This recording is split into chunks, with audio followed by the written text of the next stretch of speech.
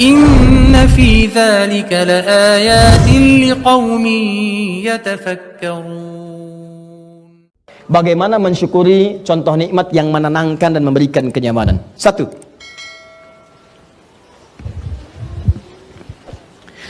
kita mulai dari tubuh dulu ya. Dari tubuh dulu, setelah itu baru ke harta. Yuk, dari ujung kepala sampai ujung kaki. Di kepala kita ambil dua contoh, mata dengan lisan. Baik, Bapak Ibu, sebentar. Nikmat penglihatan, melihat, bisa melihat, nikmat tidak? Nikmat ya? Baik, kalau kita sepakat itu nikmat, berarti harus kita syukuri kan? Baik, supaya apa? Lihat baik-baik, pelan-pelan. Orang yang bisa melihat itu tenang, nyaman, tentram. Ketika mati, lampunya padam, mulai sibuk, mulai gelisah. Nyari sendal di pengajian bahkan bisa tertukar, ya. Nyari barang tidak kelihatan, nyari handphone harus dinyalakan dulu macam-macam. Nyari mushaf juga tidak nampak terlihat. Begitu kelihatan, cahaya dipantulkan, lewat masuk ke mata, alhamdulillah jadi tenang lagi. Baik, yang paling menarik adalah, nah ini dia poinnya. Bagaimana mensyukuri nikmat mata itu sehingga kenikmatan pada pandangan itu selalu Allah berikan sampai dengan masuk ke hari kiamat. Dan puncaknya adalah, orang-orang yang bisa mensyukuri nikmat pandangan ini di hari kiamat, dia diberikan kenikmatan yang paling tinggi pada pandangannya. Dia bisa memandang Allah langsung tanpa hijab. Itu nanti ada di Quran surah ke-75 ayat 22 sampai 23. Quran surah ke-75 ayat 22 sampai 23. Paling kiri sebelah atas. Wujuhu yawma idzin nadhirah. Di hari kiamat itu nanti ada yang wajahnya pancar gembira luar biasa, terpancar kegembiraan. Bukan karena masuk surganya, karena yang lain pun masuk surga, tapi yang ini ila rabbiha nadhirah, karena dia bisa melihat Rabbnya langsung tanpa hijab seketika. Itu diantara kenikmatan terbesarnya. Baik, pelan-pelan. Yuk kita bahagia, kita bisa melihat dengan baik, kita bisa menatap. Cuma bagaimana bisa mensyukuri nikmat penglihatan ini? Maka buka Quran surah ke-24 ayat 30 sampai 31. Itu aturan Allahnya. Sudah? Quran surah ke-24 An-Nur ayat 30 untuk laki-laki, ayat 31 untuk perempuan. Saya mulai dari ayat 30. Qul lil mu'minina yaghuddu min absarihim. Katakan pada pria-pria yang merasa beriman kepada Allah, tahan, gunakan pandangannya itu untuk melihat yang baik-baik saja. Ghaddul basar itu memalingkan dari yang tidak baik. Kalau dipalingkan dari yang tidak baik, pengertian terbaliknya kan hanya boleh melihat yang baik ya. Baik, maka kata Allah, bahasa cepatnya, gunakan mata itu hanya untuk melihat yang baik-baik saja. Jika Anda gunakan, sederhana ya, jika Anda gunakan mata ini untuk memandang yang baik menurut Allah saja, ini baik pandang, ini nggak baik palingkan, maka Allah akan jamin mata itu akan Allah berikan keberkahan, mendapatkan ketentraman dengan pandangan itu sampai dengan hari kiamat. Saya ulang ya, saya ulang. Jika Anda mengikuti ketentuan ini, kata Allah, baik laki-laki atau perempuan, ayat 31-nya untuk perempuan. Wa qul lil mu'minati yaghdudna min absarihinna. Katakan pada perempuan-perempuan yang merasa punya iman, pandangannya palingkan dari yang tidak baik. Aturan Allahnya pandang yang baik-baik saja. Anda pandang yang baik-baik, maka Allah akan berikan manfaat, keberkahan, kenyamanan dalam pandangan itu. Yang dahsyatnya, semua pandangan itu akan memberikan pengaruh kepada jiwa. Awas, awas, jangan lupa dengan kaidah ini. Mata kita bukan sekedar memandang, tapi diisyaratkan dalam Al-Quran, semua pandangan ini akan menginput informasi yang diteruskan kepada otak sampai kemudian jadi pikiran dalam kehidupan kita. Silahkan cek kalau tidak percaya. Kalau tidak percaya silakan. Anda melihat handphone baru punya teman Anda, bukan cuma dilihat tuh, tapi akan masuk jadi informasi. Kapan saya punya yang seperti itu? Anda masuk ke sini, kalau kemudian itu masuk ke nafsu, itu yang paling bahaya. Kapan dia kemudian bisa menyimpan itu tanpa ketahuan? Itu yang paling bahaya. Anda masuk ke masjid, masuknya lihat sendal, sendalnya bagus banget. Kalau masuknya ke takwa, masya Allah, semoga Allah muliakan dia dengan sandalnya dan jadi hisab paling ringan sampai dengan di akhirat. Tapi kalau masuknya ke nafsu, masya Allah, ya Allah, saya pun pengen yang seperti itu. Buat dia lupa dengan sandalnya, ya Allah, buat dia lupa. Tuh. Ini poinnya. Kata Allah, jika ada seseorang yang bisa menjaga pandangannya, hanya yang menurut Allah yang baik saja menurut saya. Yang tidak boleh dilihat, jangan dilihat. Jadi antum tuh jaga aja. Ini yang kata Allah baik, lihat. Yang tidak baik, jangan dilihat. Maka apa dampaknya? Minimal, Anda akan merasakan ketenangan dan kenyamanan dalam kehidupan. Anda gagal mempraktekkan ini, nanti saya kasih contoh. Anda gagal mempraktekkan ini, maka minimal Anda akan disibukkan dengan kegelisahan dan urusan-urusan dunia yang sebetulnya tidak perlu kita kemudian ikut di dalamnya. Contoh, maaf ya, kata Allah, lihat yang baik-baik, ukuran baiknya norma. Gambar yang tidak baik, yang terbuka aurat, maaf, video-video yang buruk, yang mempertontonkan hal-hal yang, jangankan orang yang punya iman, yang tak beriman pun menganggap itu sebuah hal yang buruk. Ya, maaf sekali lagi. Boleh dilihat nggak? Boleh dilihat tidak? Tidak. Yang kata Allah, jangan. Wala taqrabu zina, jangan dekati zina. Unsurnya apa? Gambar yang tidak serono, video-video yang tidak bagus, hal-hal yang bukan milik kita, yang tidak layak untuk dipandang, jauhi. Begitu Anda tinggalkan ini, maka insya Allah Allah akan jaga pandangan dan hati kita tetap dalam ketenangan. Anda coba-coba, kalau nggak percaya silakan. Demi Allah saya katakan, tapi jangan dicoba. Ya. Ada gambar yang tidak bagus, Anda lihatin aja. Penemuan terbaru, saya pernah satu forum dengan kawan dari alumni di Kanada, dia di jurusan neuroscientific.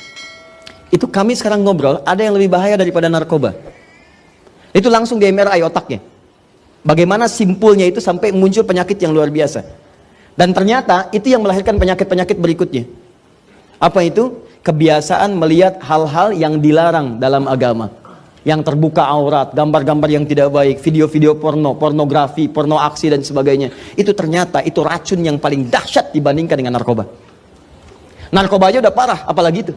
Di begitu seseorang itu melihat gambar yang tidak bagus, itu langsung ada bagian di otaknya itu, ya, tiba-tiba dia seakan menyala, memberikan kemudian dorongan, simpul tertentu yang seakan-akan gak mau lepas dari itu. Ya makanya orang kalau lewat lihat yang seperti itu kadang-kadang mohon maaf itu gak bisa langsung lupa. Anda lihat media sosial, begitu di scroll begini, tiba-tiba muncul gambar yang gak bagus. Anda palingkan misalnya, terus ke atas.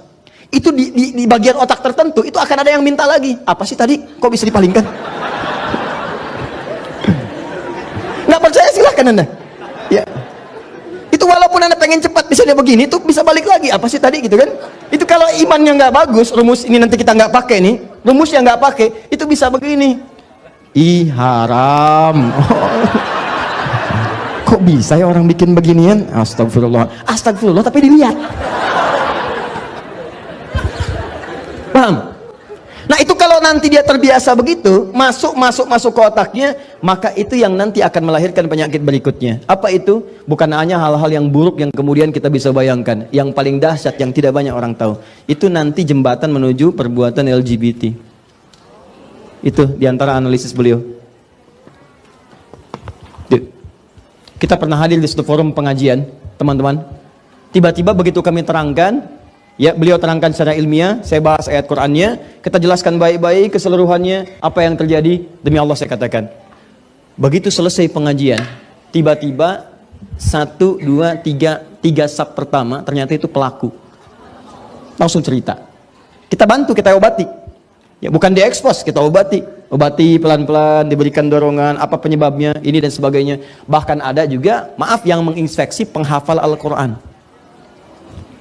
Anda bayangkan, ada yang masuk ke situ. Nanti lain waktu kita bahas ya. Jadi tolong jaga ini, ya ibu, bu, tolong di rumah tuh, ya anak-anak apa yang dilihat oleh mereka. Sekarang banyak film-film masuk kemudian tidak terkontrol, YouTube, lewat media sosial, lewat handphone, ya begitu dia buka, Anda kontrol nggak? Apa yang dia lihat? Dan itu yang jadi perilaku, itu yang paling bahaya. Makanya orang-orang yang terbiasa melihat yang baik-baik, kata Allah tuh, lihat yang baik-baik, orang ke pengajian, lihat masjid, lihat acara yang baik, lihat misalnya kalau ada kartun tuh anak kartun yang baik-baik. Sekarang muncul banyak tayangan yang bagus-bagus. Untuk orang dewasa lihat yang baik-baik. Kalau Anda membiasakan yang baik-baik yang terlihat, itu ketenangan yang hadir di jiwa. Kalau nggak percaya, nih coba Pak ya. Antum jadikan satu anak aja di rumah sebagai penghafal Quran. Dan pilih anak yang paling kecil. Misal yang 3 tahun, 4 tahun. Nggak usah banyak-banyak yang diajarin. Ajarin aja surat Al-Ikhlas, Qul huwallahu ahad. Demi Allah saya katakan, Anda pulang dari kantor, capek, banyak pekerjaan, luar biasa dahsyat. Begitu Anda buka pintu kamar, tiba-tiba anak kecil itu sedang mengulang surat Al-Ikhlas. Qul huwallahu ahad, Allahus samad. Dan Anda melihat pemandangan itu. Demi Allah saya katakan, akan hadir ketenangan dalam jiwa Anda. Cuma baru lihat tuh. Dia orang-orang yang biasakan melihat yang baik-baik, yang menenteramkan, lihat orang-orang soleh. Ya dulu di zaman para orang-orang soleh, sahabat, zaman tabi'in, termasuk zaman para salafus soleh, para ulama, imam mazhab yang 4, itu ada di antara orang yang datang ke majelis ilmu, cuman pengen lihat syekhnya aja. Dan yang dilihat tuh bukan dengan penglihatan yang buruk, bukan. Jadi ada orang-orang yang kalau ngelihat wajah ulama itu jadi tenang hatinya. Ya, jadi kalau ada hatinya sedang qaswah, sedang keras, cuma datang lihat ulama ini balik lagi. Ingat gitu ya, ingat wafat, ingat neraka, ingat surga, ingat macam-macam. Cuman datang, cuman lihat aja. Ngapain kesini? Cuman pengen lihat gitu. Ya.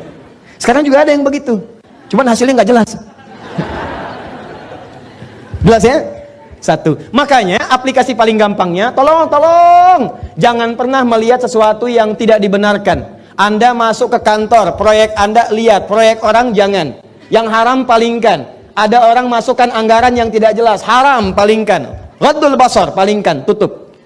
Kalau Anda pengen tenang, kalau pengen nggak tenang silakan. Semua ambil, yang haram lihat, yang ini lihat. Dari pandangan itu kalau masuk ke nafsu, ujung-ujung dieksekusi. Pak, ini Pak. Apa ini? Ini tambahan Pak. Tambahan apa? Jangan masukkan yang macam-macam, saya nggak mau lihat. Coba Pak dilihat dulu. Oh, coba dilihat dulu. Mungkin nanti ada sebuah perubahan. Atau kalau Bapak kurang yakin, istikharah dulu. Istikharah enak aja. Demikian, itu semua tawaran itu selalu begitu. Coba diamati dulu, coba dilihat dulu, coba dipertimbangkan dulu. Awalnya dari penglihatan, tapi Anda nggak akan tenang. Begitu tanda tangan, set, selesai, datang kemudian. Tugas ditunaikan, penegak hukum datang. Yang rugi bukan cuma Anda. Saya katakan di pertemuan lalu, kalau Anda yang berbuat curang, kalau Anda keluarga, anak Anda dapat bagiannya. Istri Anda kena bagiannya. Kalau Anda belum berumah tangga, bapak ibu Anda kena bagiannya.